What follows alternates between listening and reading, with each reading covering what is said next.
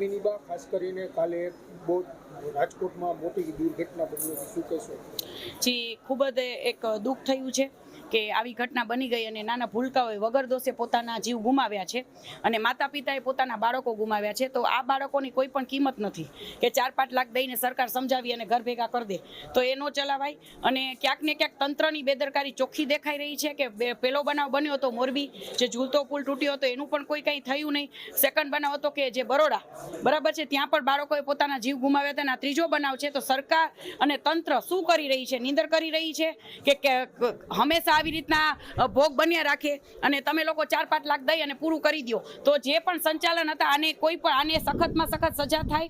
આપણે કોર્પોરેશનના જે કમિશનર છે એને તાત્કાલિક સસ્પેન્ડ કરવા જોઈએ. મેયરશ્રીની જવાબદારી છે, કલેક્ટર સાહેબની જવાબદારી છે. તો આ લોકો શું કરે છે? આ લોકોએ ધ્યાન કેમ ન આપ્યું? જે આ સંચાલન હતું, જે આ ગેમ ઝોન હતું, એને તો મંજૂરી કોઈ જાતની લીધી પણ નથી અને ફાયર બ્રિગેડની પણ મંજૂરી નથી લીધી. તો પછી આ લોકોને કેવી રીતના આ લોકોને છોડી દેશે?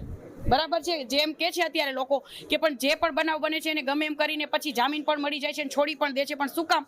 કઈ રીતે એ લોકોને છોડી દેવામાં આવે? આ વખતે કોઈ પણ બાંધછોડ નહીં થાય અને વાલીઓશ્રીની અમે સાથે છીએ કે આજે જેને બાળકો પોતાના ગુમાવ્યા છે, બરાબર છે, એ લોકોને જ ખબર હોય કે એની ઉપર શું વીતતી હોય. તો કોઈ પણ બાંધછોડ આ વખતે કરવામાં નહીં આવે.